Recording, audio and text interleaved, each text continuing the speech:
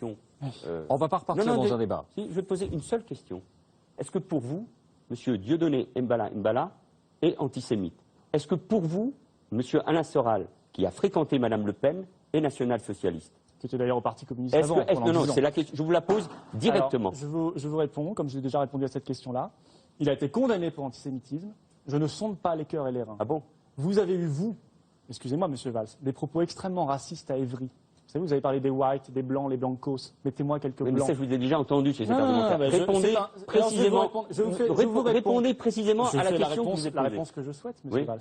Oui. Vous avez dit ça à Évry. Vous avez dit belle image de la ville d'Évry. Ça vous gêne que je rappelle ça, mais c'est sur Internet. Mais non. Enfin, pour l'instant, tant que vous ne l'aurez pas censuré. Mais ça ne me gêne pas, parce que dénoncer, M. Philippot, dénoncer la ghettoisation. Non, c'était extrêmement, c'était du racisme à l'état pur. Non, dénoncez, M. Philippot. S'il n'y a pas assez de blancs, il y a trop de quoi, M. Valls?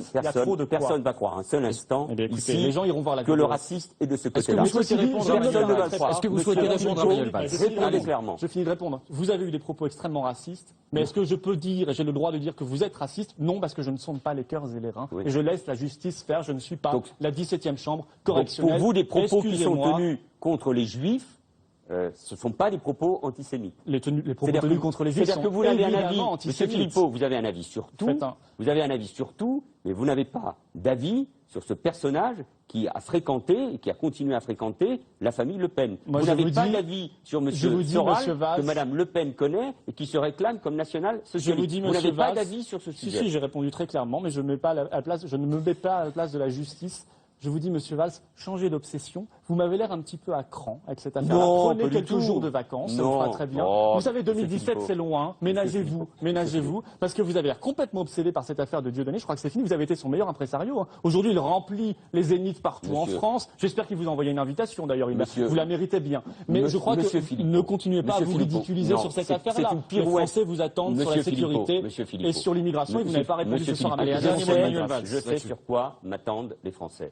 C'est la sécurité. Manifestement, non. Mais, M. Philippot, vous pouvez faire des pirouettes, ça amuse, très bien, mais ça n'est pas l'essentiel. Et on voit bien au fond que quand on vous pose des questions précises, que ce soit sur l'immigration ou sur le climat qui existe dans notre pays, c'est le rôle c'est le rôle du ministre de l'Intérieur. De quoi vous parlez? C'est le rôle du ministre. J'ai lu votre interview dans le JDD. Il y a une Philippot. haine du juif en France aujourd'hui. Vous êtes parfaitement irresponsable de dire cela en tant que ministre de l'Intérieur. Il y a une haine du juif en France aujourd'hui. Mais vous délirez. Ne changez pas vous mes baladez propos. En France. Mais je me balade beaucoup plus que vous. Je crois que vous êtes obsédé par les années 30, mais où est l'Allemagne nazie? Où est l'Italie fasciste? Où est l'URSS? Vous êtes gêné. Parce qu'au fond, votre formation politique, intéressez-vous à 2030 Monsieur Philippot, votre formation politique n'a pas renoncé à un certain nombre de thèses. Et votre formation politique est gênée sur ces questions. Je ne vous permets pas d'insulter des millions d'électeurs, monsieur Valls. Mais je n'insulte pas les électeurs, je les respecte. Et notamment ceux qui sont dans la souffrance. C'est la grande différence. Vous voulez les utiliser. Moi, je les respecte et je veux répondre concrètement à leurs problèmes, notamment en matière de sécurité. Monsieur Valls, sans se lancer ce genre d'accusation. Pardon, moi, je ne suis pas d'accord avec vous. Il y a un instant montre que vous oubliez les propos que vous venez de tenir. 87% des demandes de suppression de tweets dans le monde viennent de la France et de l'État français. Je trouve ça inquiétant. Merci Florian Philippot d'être venu de me concentrer pour cette interpellation après ce que je viens d'entendre.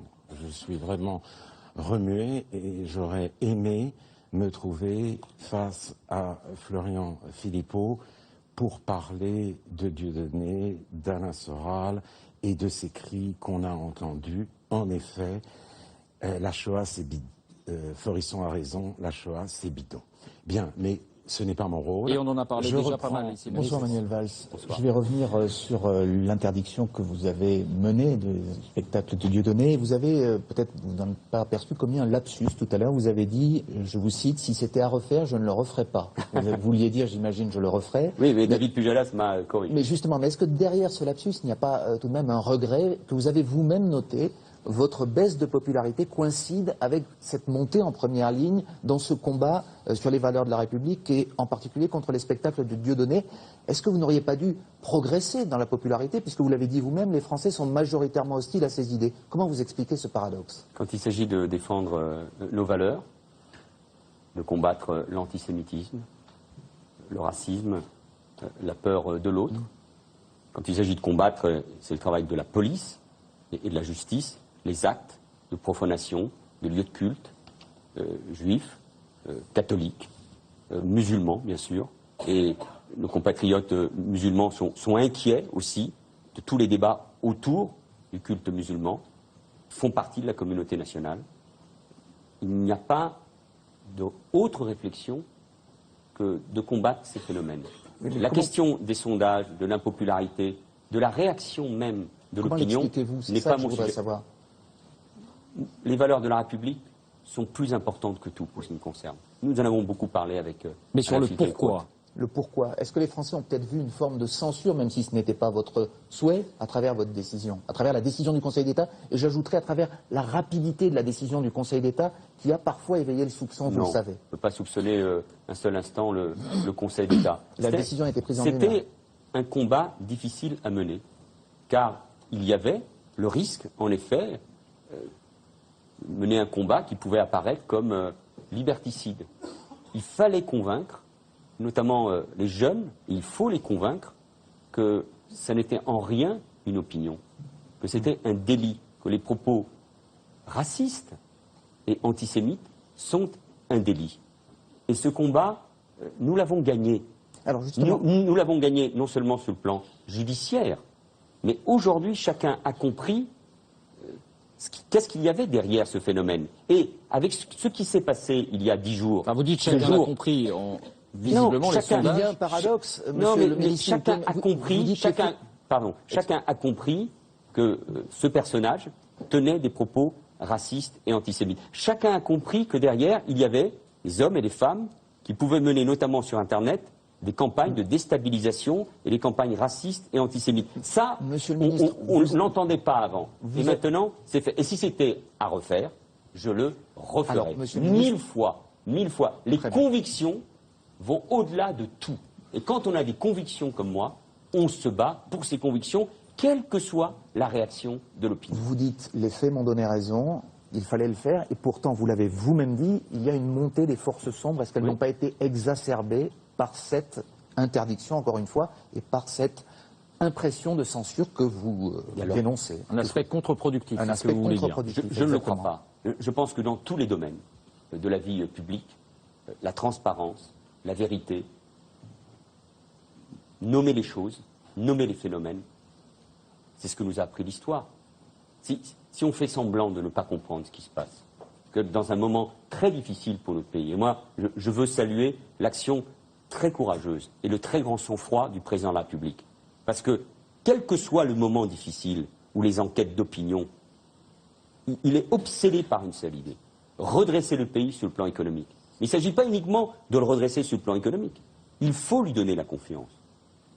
Et on cacherait que 20 000 personnes, M. Wittenberg, ont crié des slogans qu'on n'avait pas entendus depuis l'occupation dans notre pays. 20 000 personnes.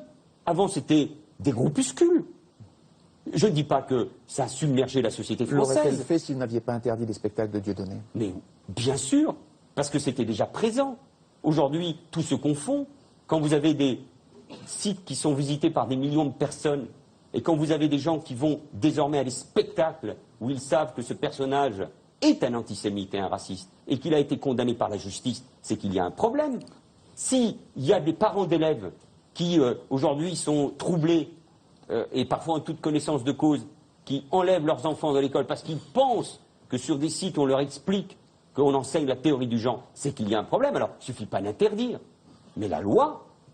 Ça, c'est la tradition française. C'est aussi l'interdiction. Bon. Le travail de pédagogie, d'explication, il est évidemment indispensable. Les Républicains, au-delà même des frontières droite-gauche, ils doivent combattre ces phénomènes. Vous savez, en Europe, il y a un parti nazi en Grèce, il y a un parti nazi en Hongrie. Les forces liées à l'extrême droite, les amis de M. Philippot, qui prospèrent sur les peurs et sur la dénonciation de l'étranger, peuvent faire des scores très importants aux prochaines élections européennes. C'est notre modèle de civilisation dont parlait tout à l'heure Alain Finkielkraut, qui est profondément percuté. Si c'était à refaire, oui, je le referais 1000 fois. Parce que quand on est engagé, comme je le suis depuis 30 ans, il y a la vie politique, il y a les débats, il y a les vicissitudes. Gouverner et servir ce pays, c'est évidemment exaltant. C'est un honneur. C'est une expérience magnifique. Et pourtant, c'est indispensable parce que les Français souffrent, mais il y a quelque chose au-dessus de tout cela. c'est les valeurs de ce pays que j'aime par-dessus tout. Et il a été sali par ces individus. Et donc il faut les combattre avec la loi, avec la conviction, mais il faut les combattre. Franz. Bonsoir, Monsieur Valls. Pardonnez-moi, mais après ce que vous avez dit, quand même, toutes ces saletés qu'on voit apparaître, j'ai pas envie de citer les noms, enfin, vous parlez notamment de la manifestation et puis d'un certain nombre d'individus.